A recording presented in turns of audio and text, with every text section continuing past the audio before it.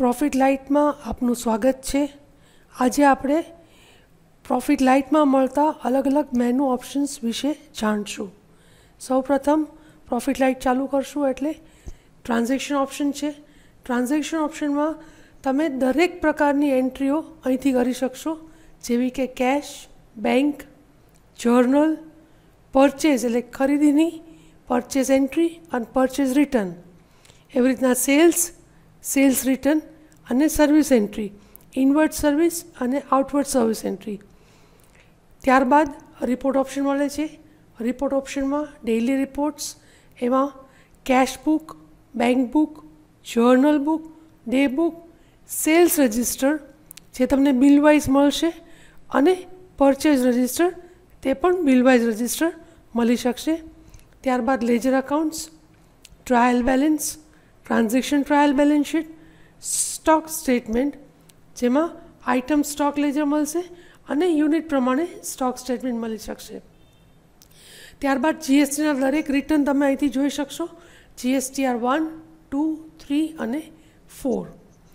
ત્યારબાદ process option છે, તેમાં બેકઅપ છે, રિસ્ટોર છે અને નવું વર્ઝન કાંઈ આવ્યું હોય તો તમે ડાઉનલોડ અહીંથી કરી શકશો. માસ્ટર ઓપ્શનમાં તેમાં અકાઉન્ટ માસ્ટર, અકાઉન્ટ ગ્રુપ અને કેશ પાર્ટી. પ્રોડક્ટની અંદર product master, product group, unit એટલે કે નવા કોઈ પણ યુનિટ ખોલવા હોય તો યુનિટ માસ્ટર છે અને HSN માસ્ટર છે, જેમાં આપને તમારા પ્રોડક્ટના HSN નંબર અહીંયાથી ખોલવાના રહેશે.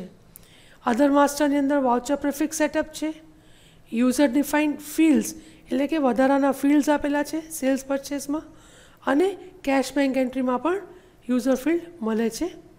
કંપની ડિટેલ તમારે ચેન્જ કરવી હોય તો તમે અહીંથી કરી શકશો. ચેન્જ કરંટ ડેટ, તમે જે તારીખમાં કામ કરવા માગો છો તે તારીખ જ તમારે જોઈતી હોય તો તમે કરંટ ડેટમાં તે ડેટ ચેન્જ કરી શકો છો.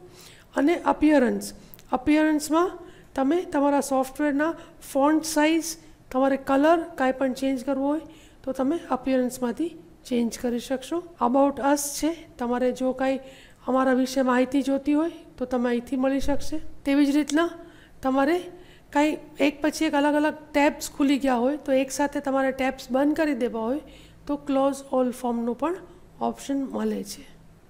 Thank you.